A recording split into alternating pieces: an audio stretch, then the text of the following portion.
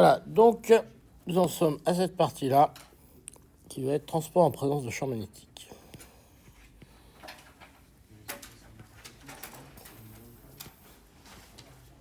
Je ne sais pas si je suis le plan, parce que le plan, vous l'avez.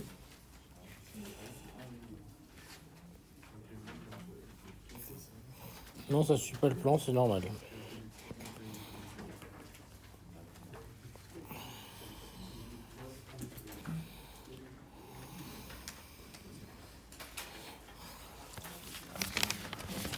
Bonjour.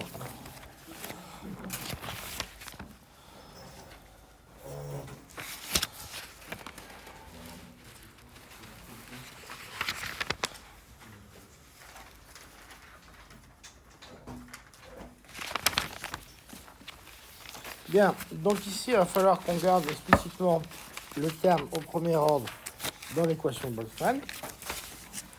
Alors, on va faire quand même un certain nombre d'hypothèses, si on veut simplifier la vie. Donc, les hypothèses qu'on va injecter dans ce problème.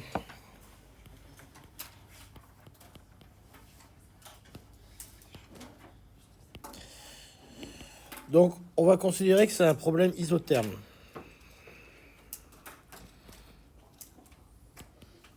Il faut que j'écrive gros, excusez-moi. Problème isotherme, c'est-à-dire que T et mu sont constants. D'accord, en fonction de R. Ils ne sont pas constants en fonction de R. Okay. Et ce qu'on va faire, c'est que E est dans le plan.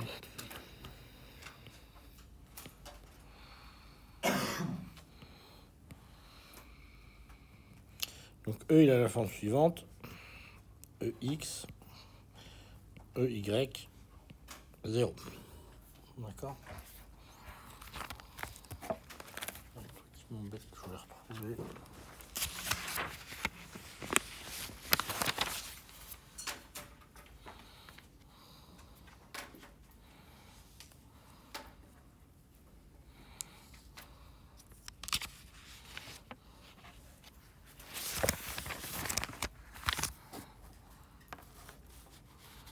Alors, évidemment, c'est le premier point. Le deuxième point. Alors, ce que vous savez tous, c'est qu'une particule chargée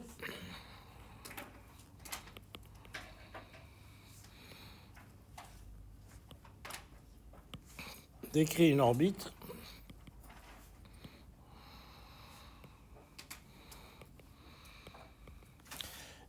simplement oméga, une orbite cyclotron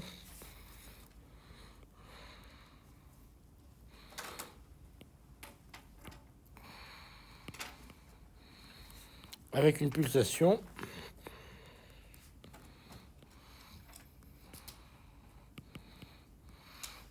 oméga c est égal à EB sur M. M étoile si on prend du conducteur, toujours pareil.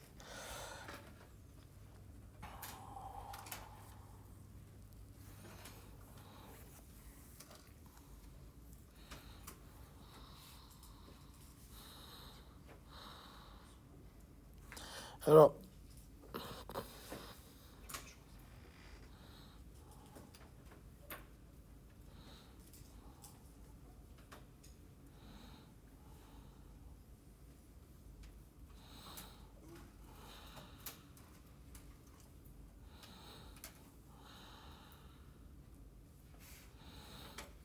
à partir de là, vous pouvez distinguer évidemment deux régimes. Alors ça, c'est assez évident. En fait, vous imaginez que votre électron se met à tourner.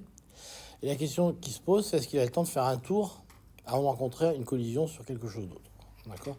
Donc ça, il faut bien distinguer ces deux régimes parce que ça va être important. Ça va distinguer les fioles classiques et les fioles quantiques. En gros, est-ce qu'on va avoir quantification du flux à l'intérieur d'une trajectoire d'un électron ou pas. D'accord. Donc on a deux cas. Bon. On a deux cas. Donc on a oméga c qui est plus petit, beaucoup plus petit que 1 sur tau, donc le temps de collision.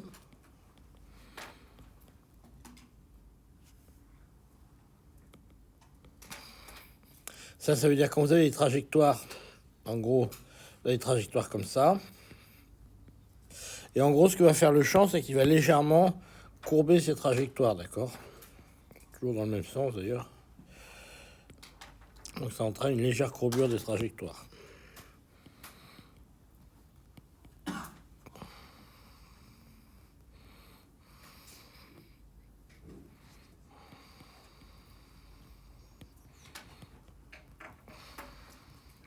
Puis vous avez un autre cas, vous avez au contraire oméga C qui est beaucoup plus grand que 1 sur tau.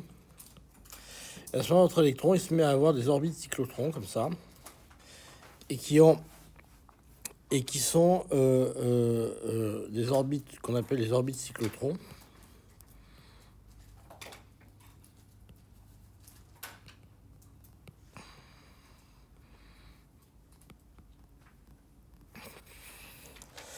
Donc ça, c'est ce qu'on appelle les orbites cyclotrons. On a la quantification du flux dans les orbites, hein, ça vous le savez. Donc ça veut dire que quand mon électron a fait un tour dans son orbite, sa phase est déphasée de pi. Okay. Et ça, c'est ce qui va vous donner les plateaux d'Éféol.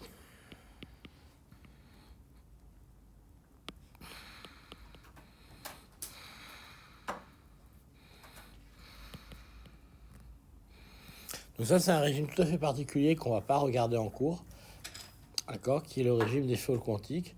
Vous écrivez en fait qu'au bout d'un tour le long de son orbite, l'électron a acquis une phase de 2π, et voilà, de 2π, et puis vous regardez aussi comment il acquiert sa phase en fonction du champ magnétique qui a traversé qui parcouru autour de son champ magnétique. Okay. Et la quantification du flux vous donne, alors vous donne pas de façon simple la quantification de la conductance, c'est pas simple du tout, mais elle vous donne déjà le niveau de l'onde.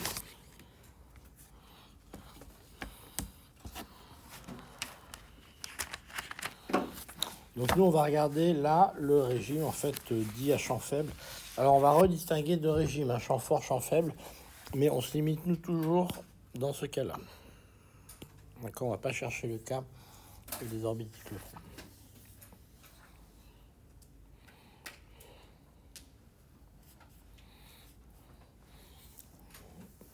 Alors déjà, il y a une raison simple, c'est quand vous êtes sur les orbites cyclotrons, normalement vous n'avez pas de transport de courant, parce que vos électrons ils se mettent à tourner sur eux-mêmes, puis ils ne bougent plus.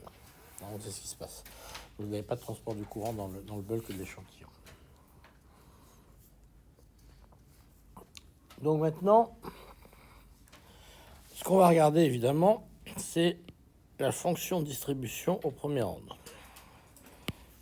On va revenir là-dessus.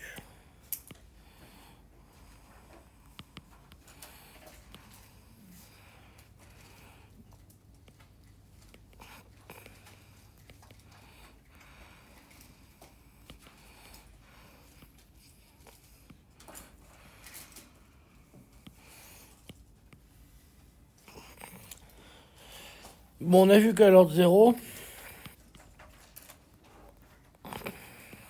B n'a pas d'action sur F.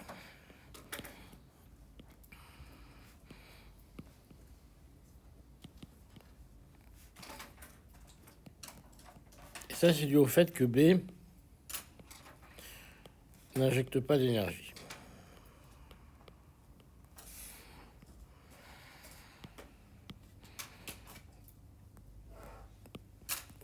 Ok.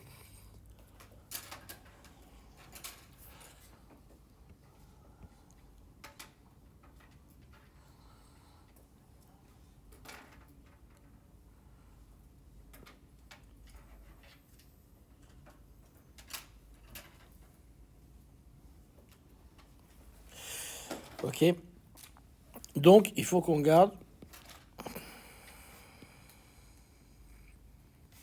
le développement à l'ordre 1.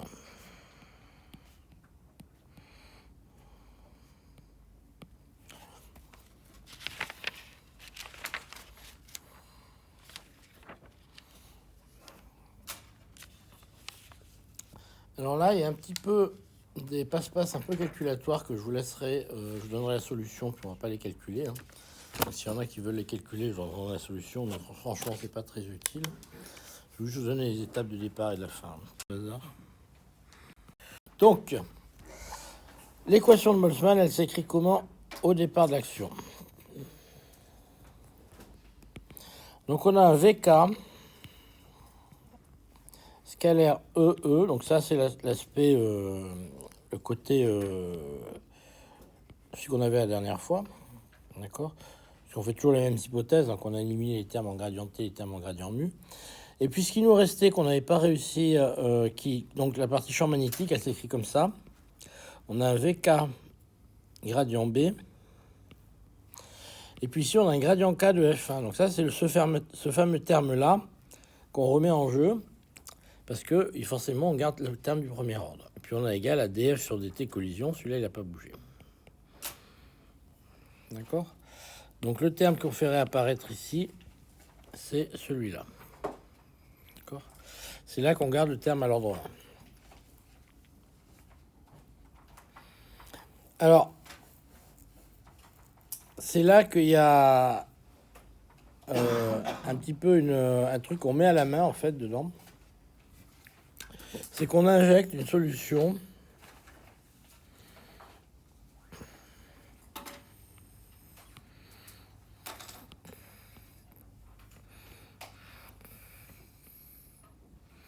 Alors le problème quand on fait les choses de cette façon-là, c'est que en fait c'est des fonctions d'essai, c'est-à-dire qu'on n'a pas plus de raison de penser qu'elle a cette tête qu'une autre, si ce n'est qu'on suppose qu'elle ne doit pas être très loin d'une autre fonction. D'accord? C'est-à-dire qu'on suppose que la solution est du type f1 égale moins v fois un vecteur qui dépend de l'énergie fois df0 sur d epsilon. Alors ça revient à dire que tout ce qu'on a, que la seule fonction là ne doit pas être très différente de celle qu'on avait avant, et on rajoute simplement un vecteur c qui dépend de epsilon pour comme variable, si vous voulez, pour l'ajuster. Alors en fait, on vérifie à la fin que ça marche bien, que c'est pas trop idiot, mais c'est ce qu'on a fait des fonctions d'essai, quoi. Donc il faut avoir une idée de comment elles se mettent. Alors on verra après que ça donne des résultats à peu près cohérents. Donc si je remets ça dedans, je trouve que j'ai un V, E, E ici.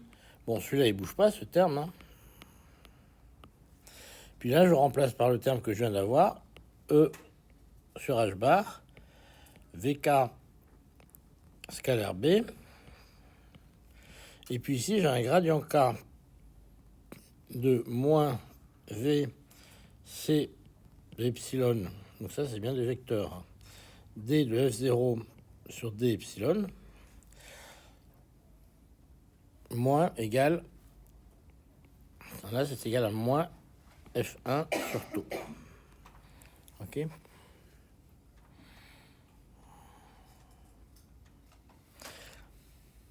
Et ça, vous voyez que si je le remplace, ça me fait V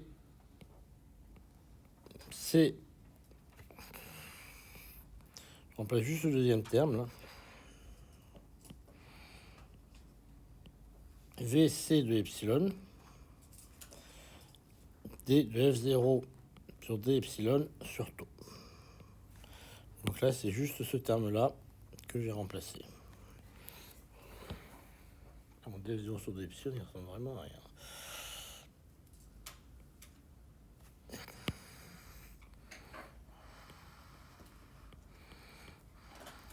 D'accord, là, j'ai uniquement remplacé le terme de droite. Comme F1 est égal à ça, je le remplace, ça fait tout bêtement ça. C'est juste le terme de droite.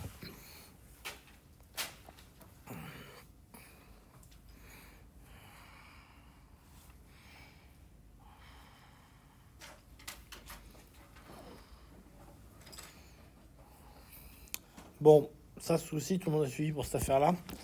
Alors maintenant, on va s'attaquer au terme de gauche qui est un peu plus merdique parce que vous voyez ici, on va regarder uniquement cette partie-là, vous avez un gradient qui s'applique à 3 termes.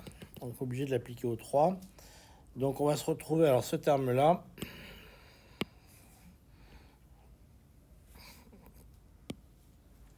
on va le développer aussi. Donc, on va regarder uniquement, qu'est-ce qu'on va faire on va regarder ce terme-là. D'accord? Donc, ça vous fait gradient K de V moins gradient K de V fois C de epsilon fois df0 sur d epsilon, ok, moins V scalaire gradient K de C fois df0 sur d epsilon. J'ai écrit trop petit, hein. Je vais l'écrire plus gros quand même. Sinon, au fond, ils vont rien voir. Donc, premier terme, gradient K de V moins gradient K de V fois C de epsilon fois D de F0 sur D epsilon. Deuxième terme, moins V gradient K de C de epsilon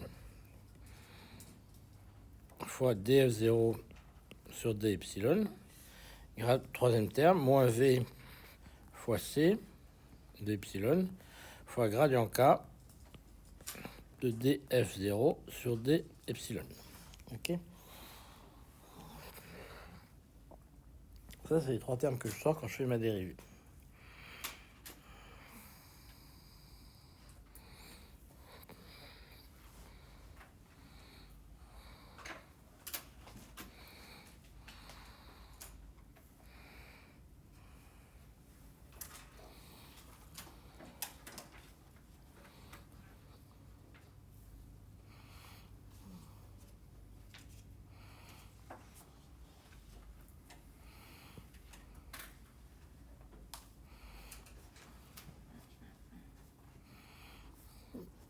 Alors, on va regarder un peu tous ces termes-là.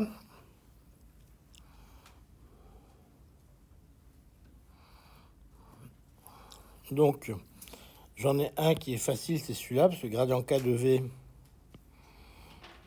ça, c'est H bar sur M. D'accord. Et puis, j'en ai...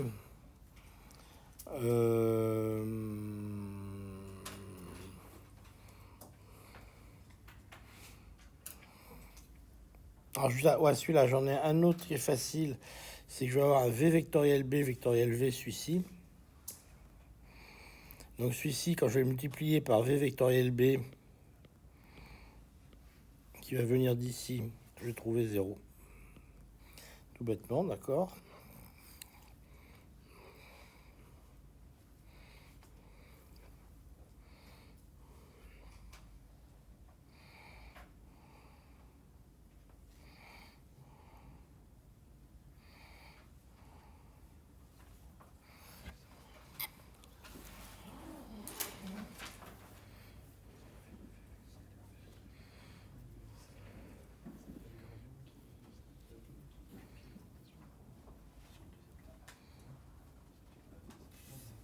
Le deuxième terme, c'est que là, on a un V vectoriel, c'est là, on a un V.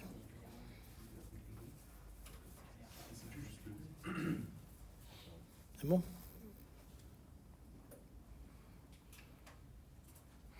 Alors, le dernier terme, on a un gradient K de F D F0 sur D epsilon.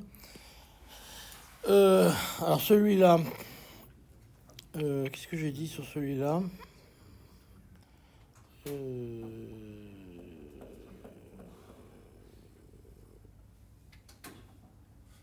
Ouais. Parce que devant, il y a un gradient, il y a un V vectoriel B. Le vectoriel B, si tu le passes avec un produit scalaire de V, ça va faire 0. Le troisième aussi, oui. Troisième.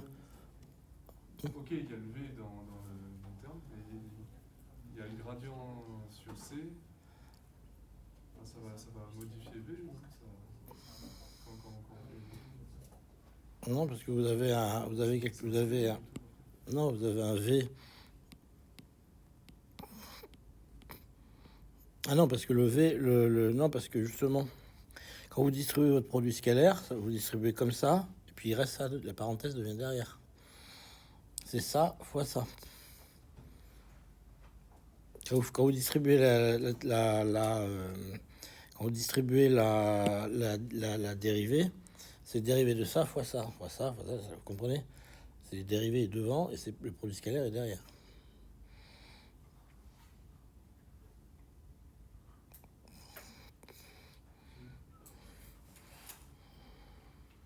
Si vous voulez, ça s'écrit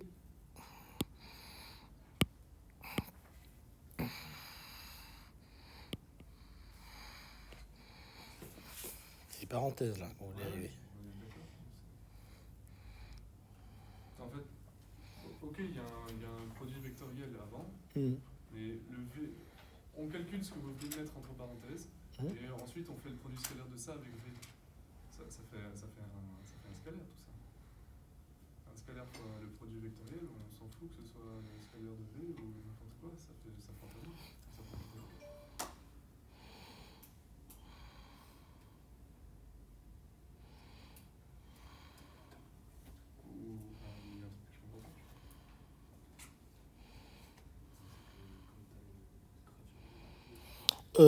Faudrait le recalculer proprement ça parce que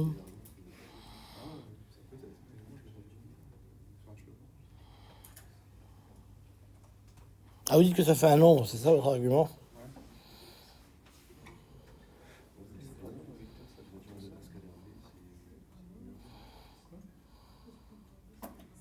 Parce que ouais, voilà, le gradient, Le gradient est sur C hein, uniquement. pas comme ça. Ouais, vous avez une idée? On n'est pas obligé de faire d'abord le produit scalaire entre V et gradient K, on peut tout d'abord faire le produit scalaire entre V et V vectoriel B. Non, mais ce qu'il dit, c'est qu'il faut, quand on a trois termes, On peut choisir l'ordre dans lequel on fait les produits scalaires, parce que le produit scalaire, c'est transitif, donc finalement on peut choisir l'ordre. Et ça, il a raison, mais alors du coup, c'est contradictoire avec ce qu'il dit lui, donc c'est ça, je comprends pas le truc. Il faut juste bien développer le gradient de V vectoriel C. Ça fait apparaître 4 termes. Non, parce que le gradient de V vectoriel C, il est gradient de... Parce que je garde... Ouais. Normalement, quand je suis là, quand je suis à cet endroit-là Attendez, quand j'en suis à cet endroit-là, ce qui me reste là, c'est un gradient... c'est un gradient de C vectoriel df0 sur d'epsilon. Vous êtes d'accord? C'est ça qui doit me rester de ce côté quand je développe. Puisqu'au départ, j'ai un gradient K de V, C df0 sur d'epsilon. Donc je dérive le premier, je garde le premier, il me reste les deux autres normalement. Et je vous dis que ça donne 4 termes. Pourquoi ça me donne 4 termes? C'est un gradient de produit scalaire. Si on redéveloppe encore ça, Ouais. Ça me fait ça plus ça, fois ça plus ça. Mais non, mais c'est pas sur ce terme-là. c'est pas sûr. C'est le terme gradient de V vectoriel C. Ça fait 4 termes dans les formules. Non, mais il est où le gradient de V vectoriel? C'est au départ. Parce que c'est vrai qu'il a raison, là-bas, le produit scalaire, c'est complètement transitif. Donc ça doit être vraiment ce qu'on veut. Ouais, mais le gradient d'un vecteur, ça fait pas un tenseur. Et du coup, un tenseur scalaire, un vecteur, ça fait un vecteur. Bon, je le regarderai à la maison, ce truc-là. Bon, je le regarderai où c'est qu'il y a un gag là-dedans. Si, c'est un vecteur. Le gradient K de C dans la deuxième ligne. Non, la question qu'il pose, c'est la question qu'il pose, c'est pourquoi ça fait 0 alors qu'ici on a un scalaire fois V. Voilà, ça marcherait, une limite, mais pourquoi il nous... C'est quoi la question, en fait? Bah, c'est ça. Tel qu'on l'a écrit là, pour moi, le deuxième terme, ça donne un... Ça? Ouais. Ça, c'est un Pour vecteur. moi, ça Hein. n'a plus rien à voir avec V. Ça, c'est un vecteur, vous êtes d'accord avec moi? Oui. Ça, c'est un scalaire. Non. Non, ça, c'est un vecteur. Non, il y a un truc qui va pas là-dedans. C'est vraiment pas trivial. On écrit ça. Pour moi, le développement du gradient. Le gradient, vous êtes d'accord, il s'applique à ces trois termes. Donc il y a un gradient K de V. Ça, c'est bon. On mieux d'abord développer le terme en scalaire et en produit scalaire. Et ensuite développer tout seul le terme en produit scalaire. Oui, déjà, vous aurez fait gradient K de C df0 et développé après ce terme-là. Ouais, je regardais. Je suis pas sûr que ça donne grand-chose. Parce que là, on a ça, vous êtes d'accord? Donc ça, gradient K de C, c'est à nouveau un vecteur, ça. D'accord? Et ça, c'est un scalaire. Le df0 sur depsilon, c'est d'accord que c'est un scalaire.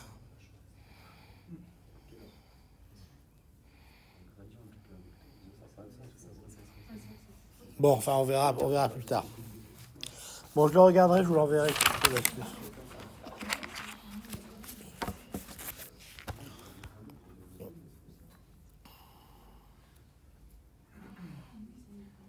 Bon, je vous l'enverrai plus tard, ce truc.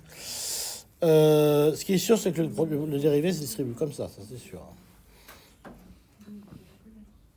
Bon, donc on obtient ça. Donc, toujours est-il que le premier terme, il donne ça, que le deuxième terme, il est nul, alors pour des raisons, et le troisième terme aussi, il est nul. Bon, effectivement, les arguments, je vous les enverrai plus tard. Dans la semaine, je vous les enverrai. Ouais.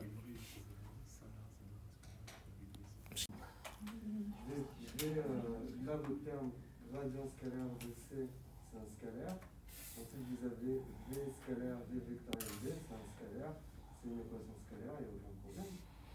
Ça, c'est un scalaire. Non, oui.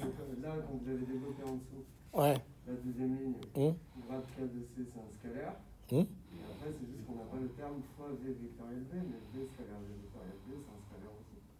Non, mais ça vous êtes d'accord avec moi que ça, gradient K de V, c'est quoi votre problème, vous dites? Il y a quel ordre gradient K de V? Un gradient sur un vecteur, il n'y a pas de sens. C'est une divergence, sinon. C'est un scalaire. Moi, c'est un tenseur pour moi. Non, mais le problème, c'est qu'il faut revoir ça, parce que vous avez bien un scalaire, parce que V scalaire C, c'est bien un scalaire, et ça, c'est un scalaire, donc ça, c'est bon. D'accord? Il y a une formule, là, il a la formule qu'on doit appliquer lorsqu'on fait un gradient d'un vecteur, scalaire de vecteur. Oui. Il y a 4 termes qui apparaissent, du coup, il faut développer selon la formule. Oui, c'est ça. C'est ça que j'ai en note. Ouais. Non, la formule est mal appliquée, parce que j'ai des notes dans mon cours, donc je regarderai comment on applique la formule pour développer ça correctement.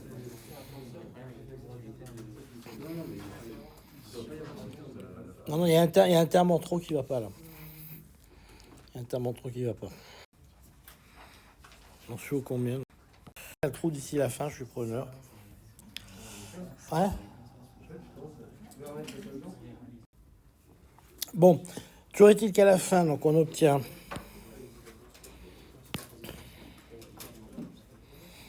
V, K, donc ça c'est toujours le même terme, df0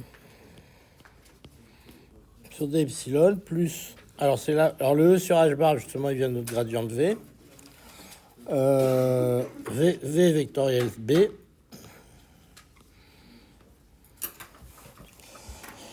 et il nous reste un gradient K de moins V C de E. Je l'écris bien. C fois D fois F1. Et puis de l'autre côté, il nous reste toujours la même chose. D F0 sur D epsilon. Alors j'ai changé les signes au passage, j'ai tout remis en positif. C'est pour ça que ça apparaît complètement positif. Non, je suis paumé. Non, c'est ça.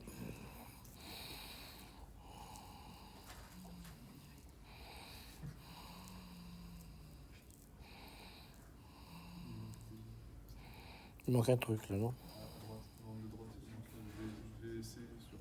Il manque un truc dans le manque de droite, excusez-moi. Manque de droite, on va l'écrire comme il faut.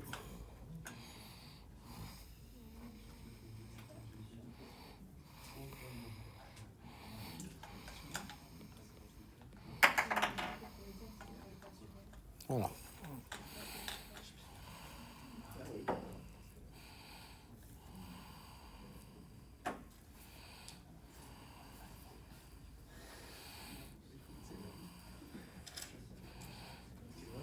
Le deuxième terme, c'est AE sur... Le deuxième terme, c'est E tandem. Ça va perturber toutes ces histoires. Je vais vous le remettre proprement. Il faut que je reprenne mes esprits, cette histoire de dérivée, là. Je sais plus où j'en suis dans mes notes. Donnez-moi 2 secondes que je reprenne mes esprits.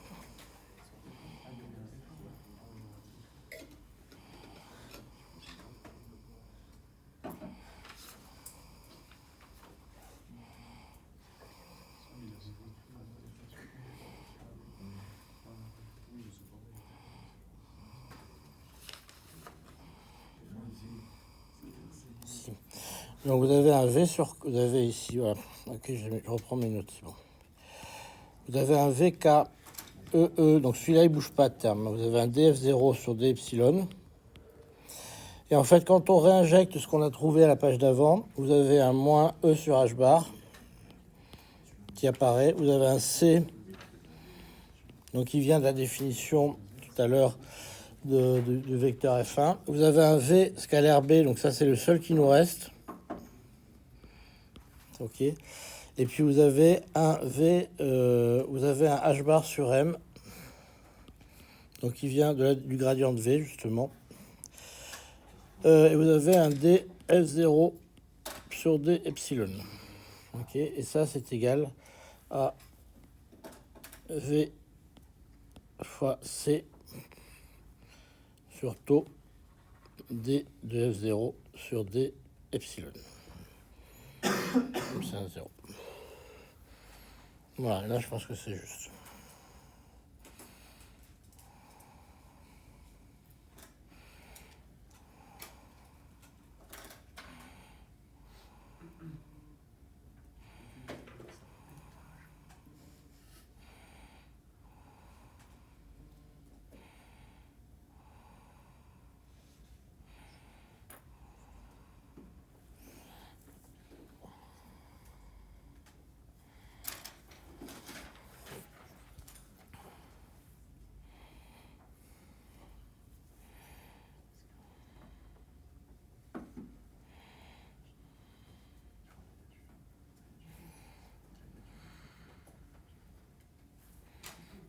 Alors, si vous remettez tout ça ensemble, vous allez trouver une première équation sur C qui vous donne que V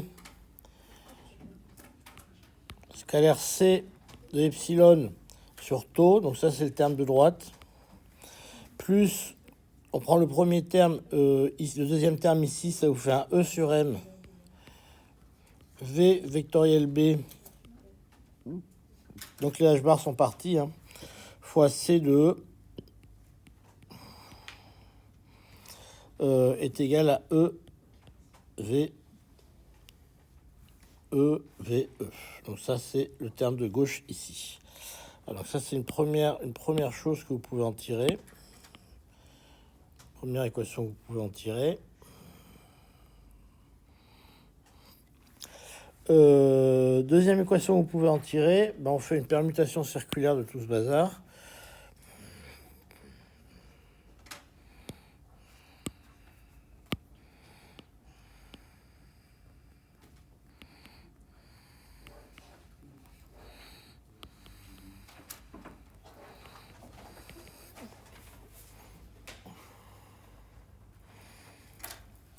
Et quand vous faites une permutation circulaire, vous obtenez simplement... Alors là, il faut faire une permutation circulaire sur le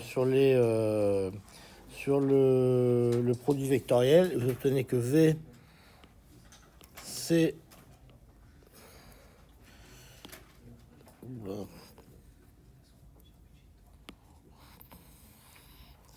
V, C de epsilon sur taux, c'est égal à plus E sur M, B vectoriel C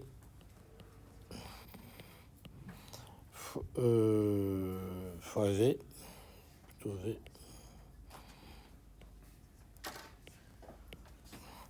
fois E sur M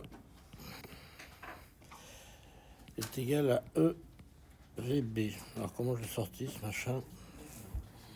EVE, pardon. Finalement.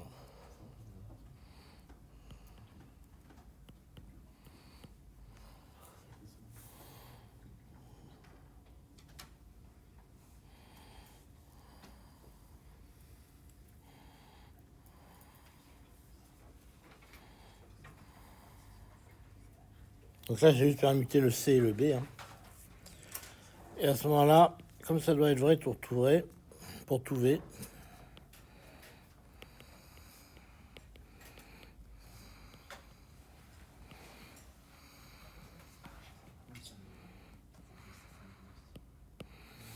vous obtenez simplement que C de epsilon sur taux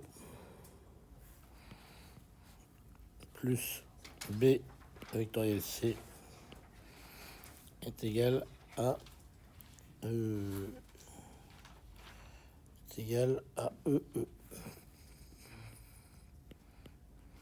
Voilà.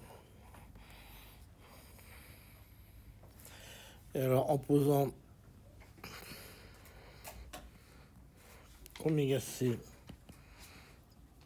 est égal à EB sur M, vous arrivez à l'équation oméga C vectoriel C est égal à C sur tau moins EE. Ça, c'est la deuxième équation dont vous avez besoin pour partir, pour trouver le C. Voilà.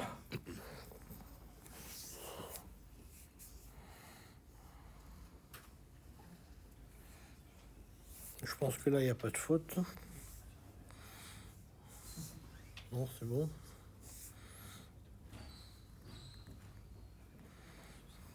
Alors ensuite, ce qu'on va faire, c'est que ce bazar, on va le multiplier scalairement et vectoriellement par oméga C.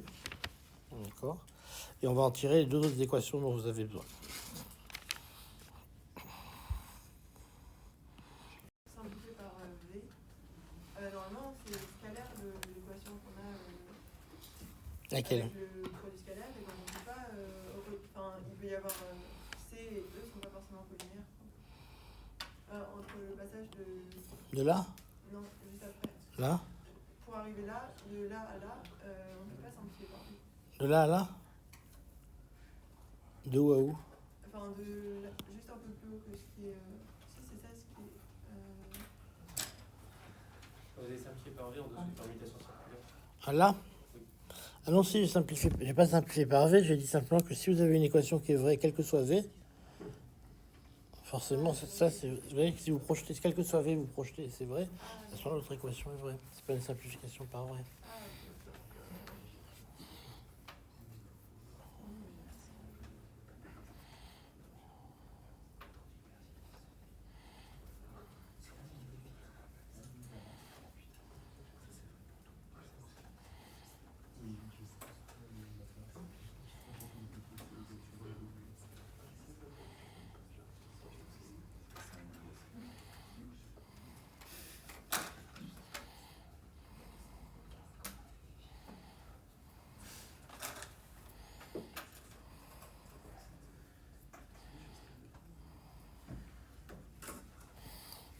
J'ai oublié les choses là-dedans quand même.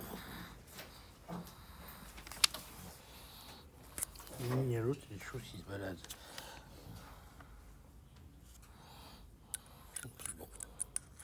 Bon, ben voilà, je crois qu'on est arrivé à peu près là où on voulait arriver. Maintenant, on pourra faire de la physique avec ça. Quand vous passez de l'avant-dernière ligne à la dernière ligne, il n'y a pas un E sur M qui a disparu. Là, de là à là, non, je crois pas, vous croyez. Est-ce que vous croyez qu'il y a un E sur M qui a disparu? La façon dont on dessine c'est oméga C, Et c'est EB sur M, oméga C. et du coup par rapport à l'expression qui est à gauche, juste au-dessus, Par rapport à celle-là. non, en dessous, Hum. celle-ci. M sur E qui doit devoir. Là, j'ai si multiplie par bon,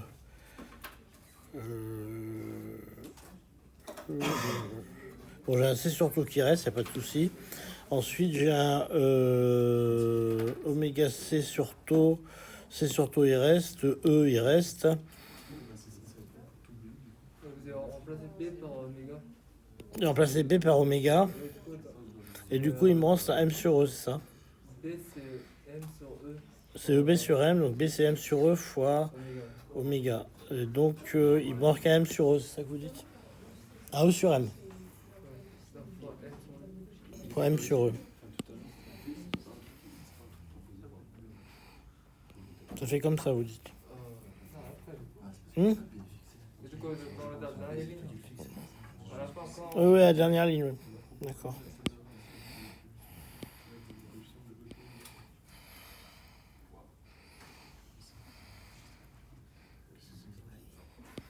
rideau.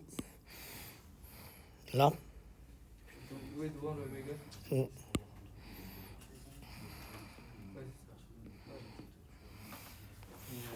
Ouais, Le sur M, il vient pas de dessus, là, on a pas juste oublié. Ouais, je pense qu'il vient plutôt au-dessus qu'à l'oubli. Ah oui, vous avez raison. C'est vous qui avez raison. Lui, il a bon, parce qu'en fait, le sur M, il venait de là. Et on l'avait oublié tout au long. C'est vous qui avez bon.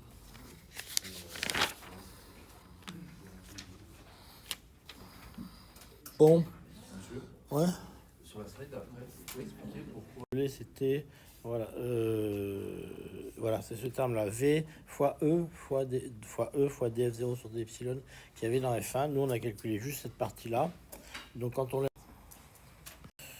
hop, et on multiplie scalairement et vectoriellement par oméga c.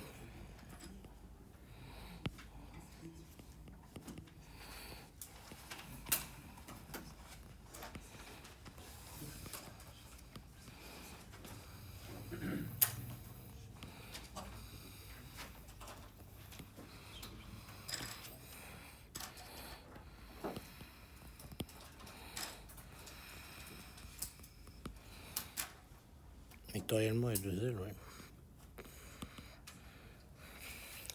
Alors, si vous faites ça, vous obtenez d'une part oméga c scalaire, oméga c vectoriel c est égal à oméga c fois c sur tau moins E oméga c fois E. Ça, c'est la première relation que vous obtenez.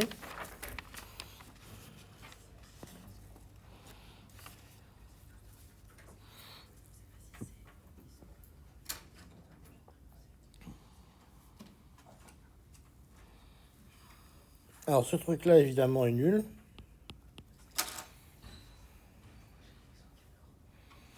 Et vous obtenez que E tau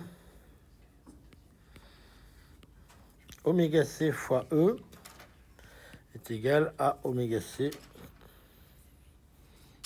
fois est égal à oméga c fois C. Voilà, c'est la deuxième équation dont vous avez besoin. Bon. Ça, c'est la deuxième équation dont vous avez besoin. Et puis, si maintenant on s'amuse à multiplier vectoriellement,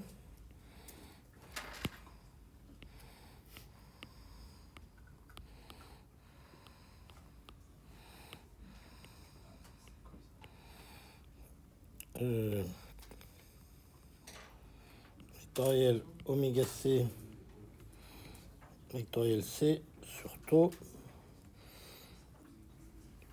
moins E réel oméga c E.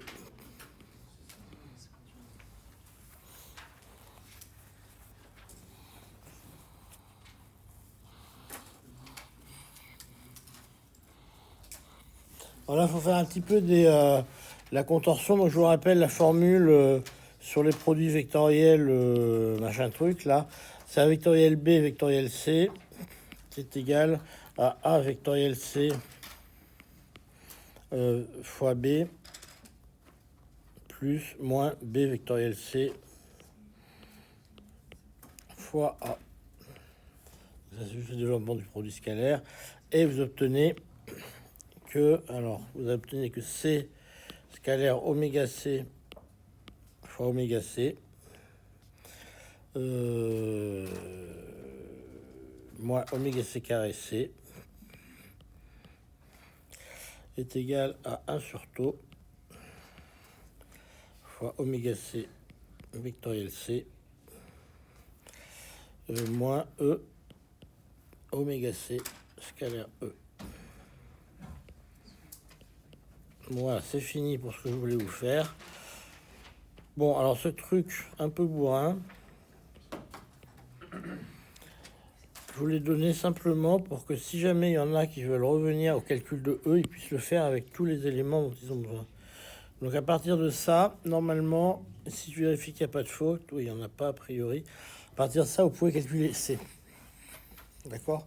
Donc il y a encore un petit peu d'algèbre là-dedans, mais vous pouvez calculer C. Et ça vous donne pour solution pour C.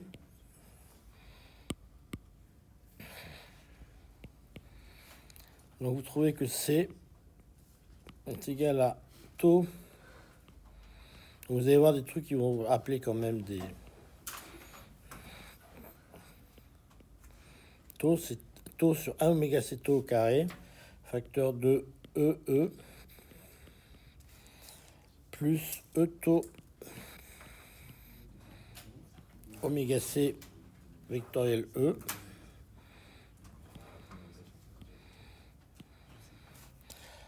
plus E taux carré, oméga C, fois oméga C, fois E.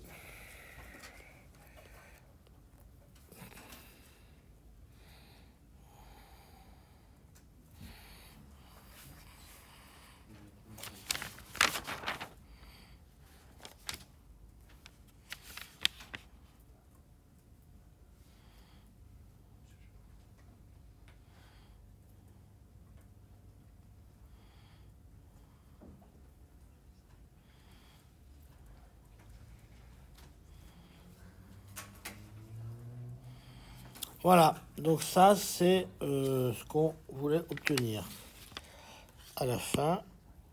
Donc ça c'est le résultat pour C. Donc si vous prenez les deux autres formules et que vous les tripotez un peu, vous allez arriver à ça.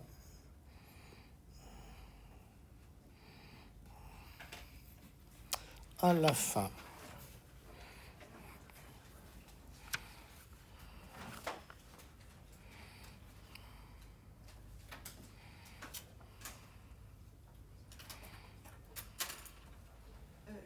C'est sûr qu'on obtient une équation vectorielle. En fait, c'est bizarre parce qu'à la slide d'avant, quand on a sorti...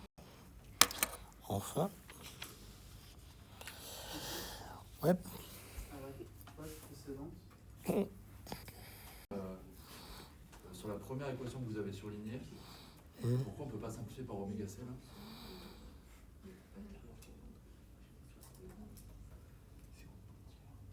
Ah non, mais en fait, non, mais on peut simplifier par oméga C. Le seul truc, c'est que... le seul truc, en fait, non, on peut, mais en fait, c'est pas intéressant. Parce qu'en fait, vous en aurez besoin après sous cette forme. Si vous faites le calcul complet, vous en aurez besoin sous cette forme-là de l'équation. C'est pour ça. Mais on peut simplifier par oméga C, mais au contraire, on l'introduit pour la suite du calcul. C'est-à-dire, si vous faites le calcul complet, un jour, vous ferez apparaître ce terme-là exactement. Donc c'est pour ça qu'on le met sous cette forme-là, que vous aurez intérêt à remplacer par ça dans la suite. C'est juste une astuce de calcul. On peut simplifier par oméga C.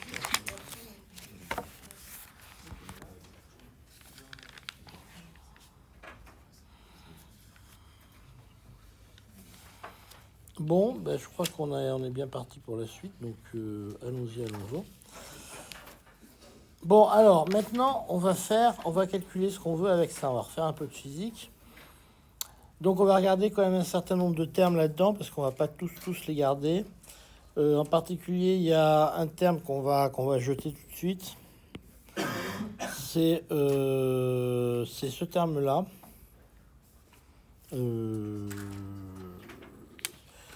On a un terme en oméga C vectoriel E qui traîne quelque part. Voilà, c'est celui-là. Oméga C scalaire E, pardon, celui-là. Alors là, on met B perpendiculaire à E. Alors ça, en général, c'est vrai dans les manips des féoles. Hein. Bon, on peut mettre un petit angle, mais en général, on ne le fait pas. Donc on met toujours B perpendiculaire à E. D'accord ? Donc ça, vous mettez une échantillon, vous mettez le champ comme ça. Alors pour des raisons expérimentales, c'est plus facile. Et puis sinon, ça vous fait des composantes du champ dans le plan, donc c'est toujours merdique. Donc ce terme-là, il s'en va. D'accord. Et il vous reste finalement pour C. Et ça vous donne pour F1. Une forme qui est un peu plus sympathique quand même. C'est égal à moins df0 sur d epsilon fois E carré tau carré sur 1 plus oméga c tau carré, oméga c tau au carré, fois E V sur taux plus oméga C scalaire E fois V sur rien du tout, c'est comme ça. Voilà. Donc le V, alors le V, il sort d'où le V? Il revient si vous remontez tout au début. Il ne faut pas oublier que dans F1, là on a calculé qu'un terme dans F1, mais dans F1, devant, il y avait, si vous remontez au début, dans F1, vous avez un préfacteur qui est EV. D'accord? Si vous remontez au début du calcul, dans F1, vous avez un préfacteur qui est moins EV. Donc on remet là. Okay, donc ça vous fait un E carré, ça vous fait rentrer ici un EV et un V ici à nouveau. D'accord. Donc je vous montre si ensemble, ça nous fait moins df0 sur d'epsilon fois E carré tau carré sur 1 plus oméga c carré.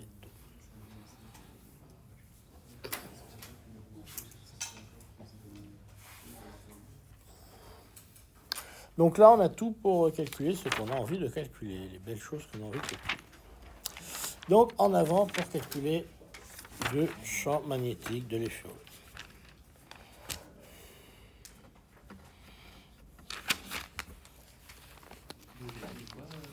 Ça sur le premier terme, on peut crocher. E scalaire V sur... non, c'est un petit E. C'est un grand E fois un V. C'est un grand E, excusez-moi.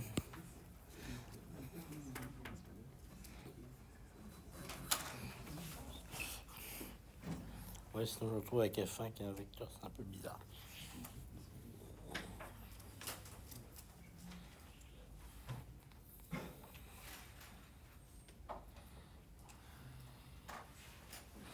Bon, on peut quand même regarder déjà quelques petits cas limites de ce truc-là. Ça doit être fun. Bon, alors regarde ça, si on fait tendre oméga C vers 0, bah, ça devient égal 0, ça devient égal... donc ça simplifie, les taux vont simplifier, d'accord? Il vous reste ici un 1 sur oméga C. Il vous reste... On va le marquer. Il nous reste ici E sur oméga C. E, c'est uniquement ce terme-là, c'est-à-dire EV sur taux.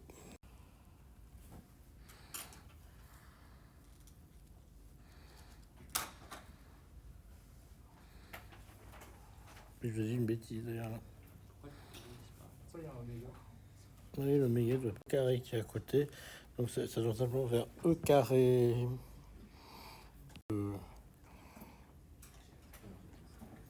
Que vous avez ici oméga C qui tend vers l'infini, donc ce terme-là va tendre vers 0. D'accord? Et puis c'est tout ce qui va se passer. Limite qu'on peut regarder.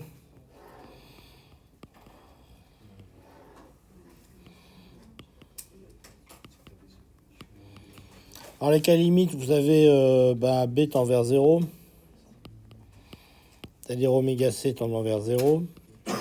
Alors si il nous reste F1 qui tend vers dF0 sur d epsilon, et puis ici il nous reste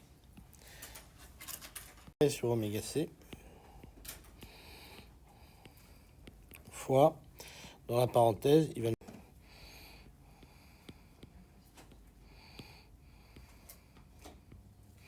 ok.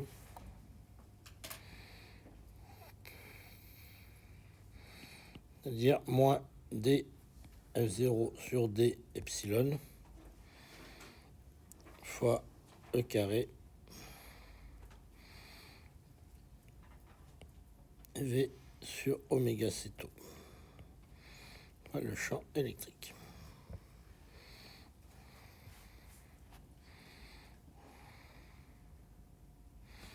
Ok. Vous avez raison.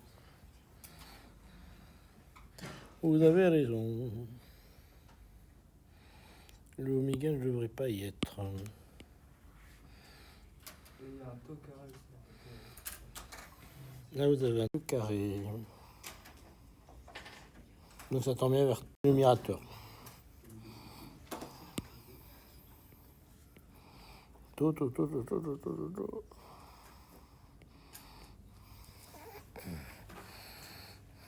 Là, ça doit être juste. Hein.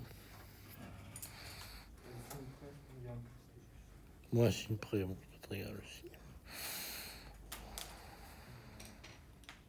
À gauche, du coup, c'est E carré, tau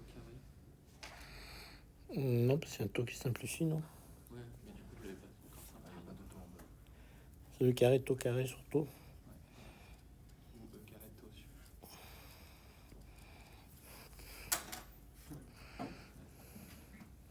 Bon, et là, ce que vous trouvez, c'est simplement la conduction à un D. Conduction à un champ magnétique.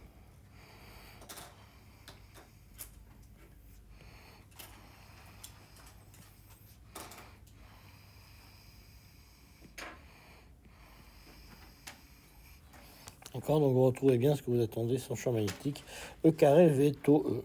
Ce que vous regardez sans champ magnétique, c'est la solution qu'on avait trouvée au départ. Alors maintenant, le cas un peu moins intuitif, si on fait B tend vers l'infini.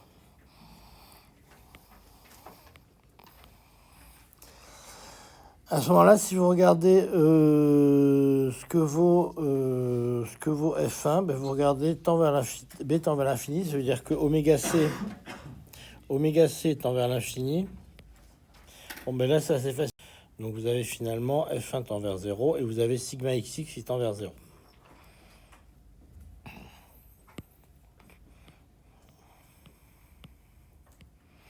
Donc ça, c'est un cas simplement où dès que vous voulez faire avancer un électron, en fait, dès qu'il avance, il va tout de suite être ramené vers une orbite qui va le ramener vers le bas. C'est-à-dire que vous êtes dans un système où finalement, l'électron ne peut pas avancer parce que dès qu'il veut avancer, le champ magnétique est tellement fort qu'il va le faire tourner. En fait, il se met à tourner en rond sur lui-même et il ne peut plus avancer. D'accord. Donc c'est la limite de champ-force. Donc vous n'avez plus de conduction dans le sens XX. Ok.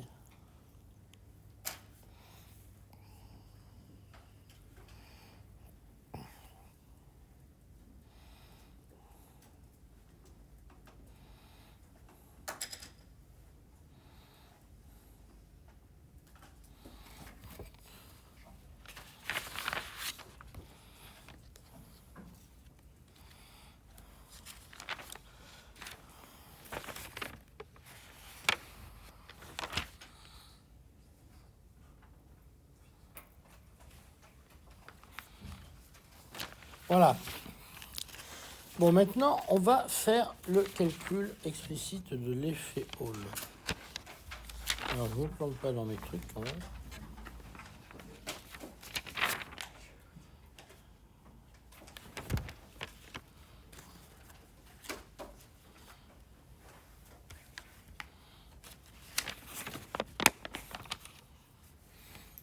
Donc, transport sous champ magnétique. Je ne sais plus combien j'en suis.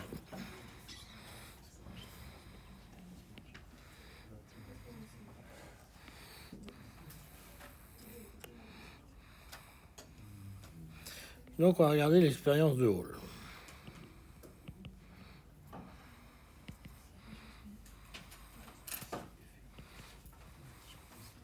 De Hall.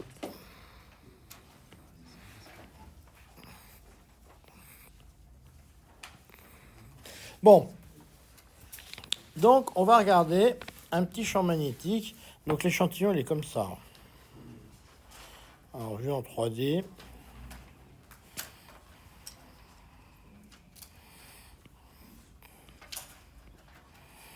Je mets un champ magnétique comme ça. Ok. Donc, en gros, le champ électrique, il est comme ça. Il fait EX, EY, 0.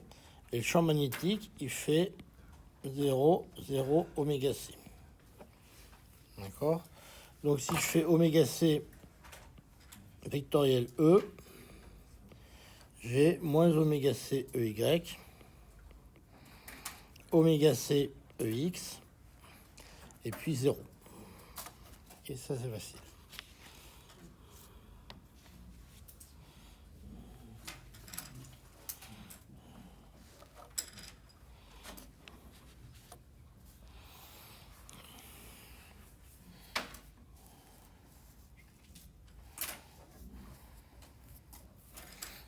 Alors, je vais écrire directement les équations du courant, d'accord, qu'on a vues de tout début.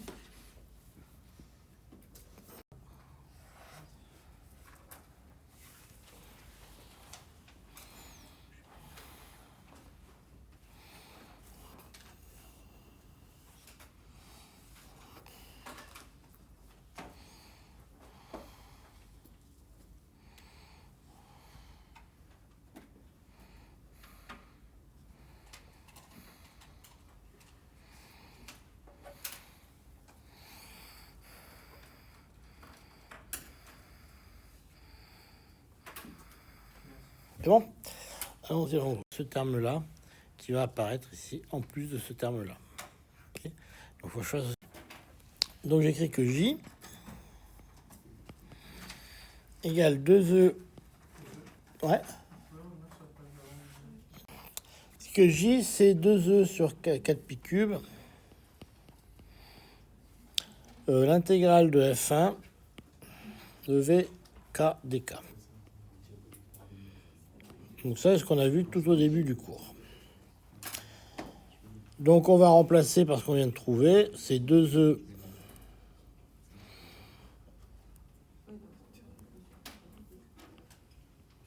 sur 2pi cube fois une intégrale de moins d de F0 sur d epsilon fois E tau au carré sur 1 plus oméga c tau au carré. Et puis il reste un EV sur tau plus oméga c scalaire vectoriel E, pardon, scalaire V fois V dk. Donc ça, c'est l'expression du courant qu'on avait tout à l'heure.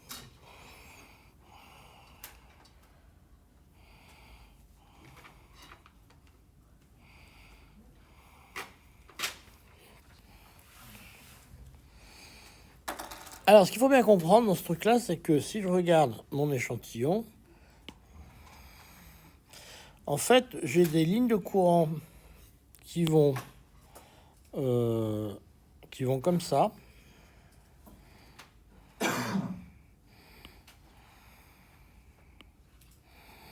D'accord.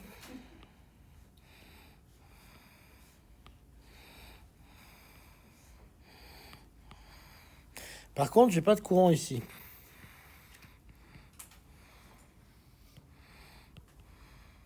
Ça veut pas dire que j'ai pas de champ.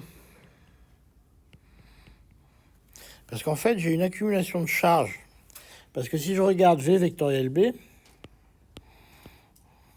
c'est une force qui est comme ça. Comme ça ou dans l'autre sens, on s'en fout. Donc en fait, j'ai une accumulation de charge près du bord ici.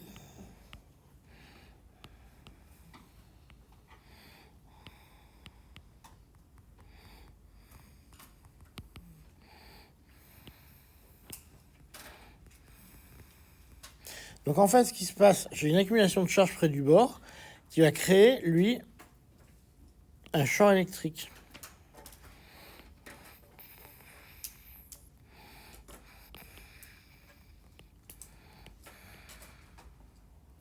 Alors l'effet Hall, vous pouvez le voir très simplement de la façon suivante.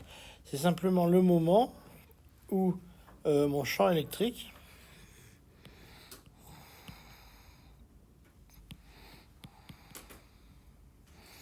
vous avez le champ électrique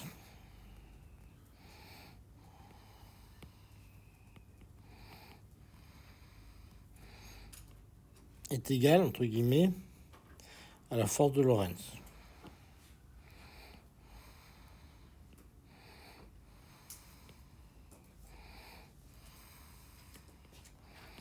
Alors, si vous écrivez ça à peu près proprement, vous allez trouver en gros l'effet Hall classique. D'accord? Vous allez trouver le 1 sur NE de l'effet Hall classique. Donc c'est assez simple. Alors nous, on va le faire un peu plus sophistiqué pour avoir un peu plus des choses plus propres sur la dépendance en taux, etc. Mais si vous voulez trouver vite fait les coefficients de 1 sur NE, vous faites comme ça, vous allez trouver à peu près la bonne valeur.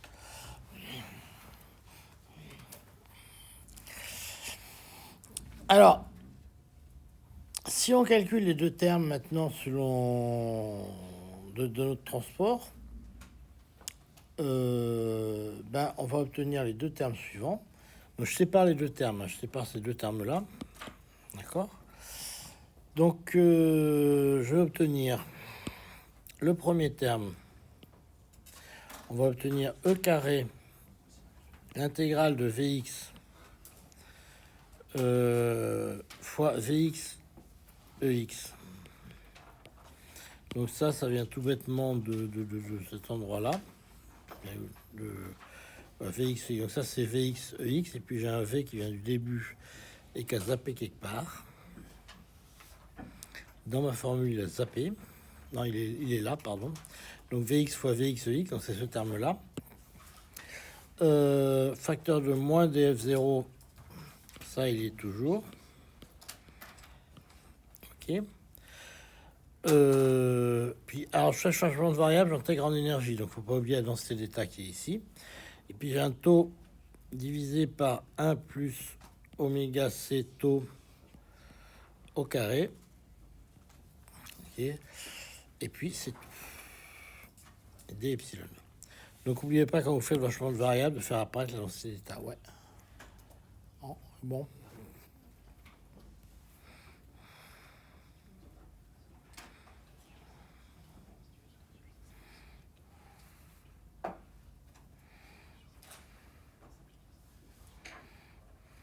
Donc ça, c'est le terme direct, hein, c'est ce terme-là. Non, ce terme-là, pardon. Et puis j'ai le terme croisé qui fait intervenir oméga c vectoriel EX. Donc il va faire intervenir un terme. Donc vous voyez qu'ici, j'apparaît ce terme-là. Et le terme numéro 2, qui est ici, qui me fait apparaître E carré, une intégrale de Vx. Mais cette fois-ci, j'ai Vx multiplié par oméga c sectoriel E. Donc ça me fait apparaître un moins oméga c EY Vx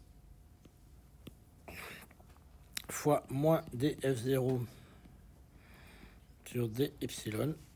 Et puis ici, il nous reste un n de E, toujours la densité d'état qui apparaît, fois un taux carré sur 1 plus oméga c taux au carré d de epsilon. Ok?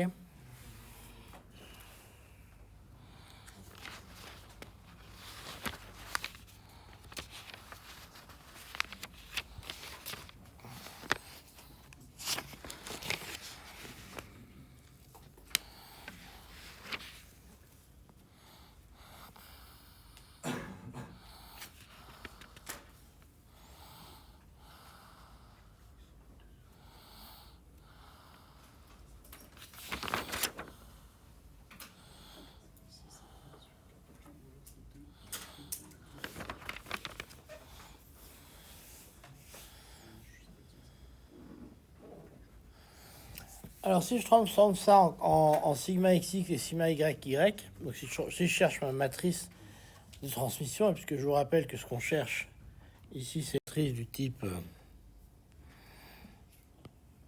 type comme ça.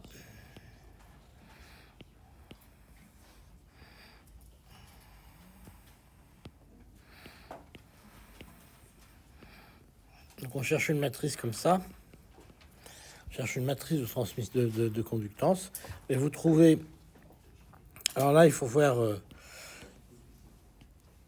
faire les calculs de J de sigma, d'accord? On reprend exactement le même calcul, et vous obtenez que sigma xx est égal à sigma yy, et ça vaut simplement n e2 sur m. Et vous voyez ce qu'on a fait apparaître, c'est simplement la moyenne de taux sur la moyenne de 1 plus oméga c carré taux carré.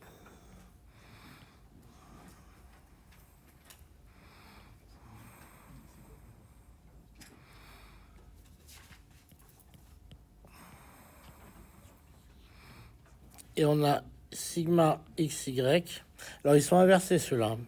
il change de signe.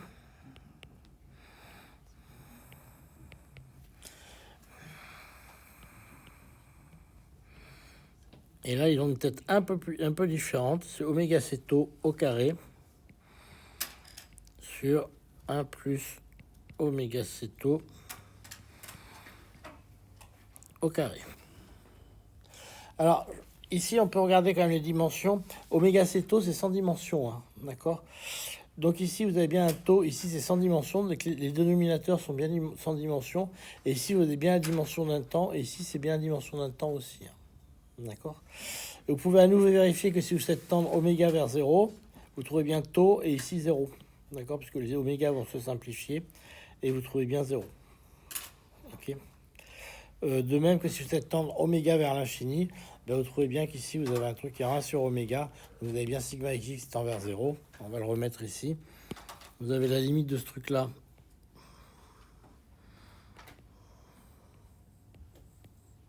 Égal à 0. La limite quand oméga tend vers l'infini qui est égal à attends, qui est égal, ouais, je vais vous le remettre ailleurs.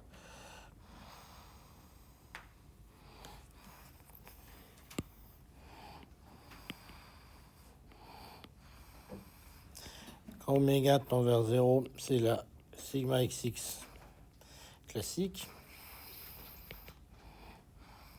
La limite de sigma xx quand oméga tend vers l'infini, c'est égal à 0. Puis vous avez pareil, la limite de sigma xy quand oméga tend vers 0, c'est égal à 0.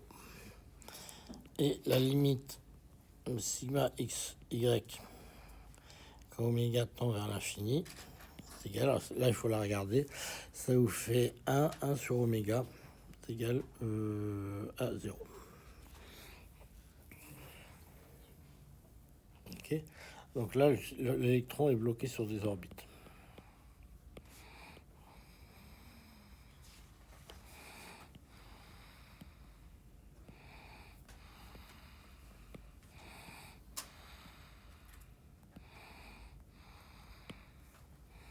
Ok, donc ça c'est bien les deux limites qu'on retrouve, la limite classique, la limite champ fort, quand on a ces deux résultats.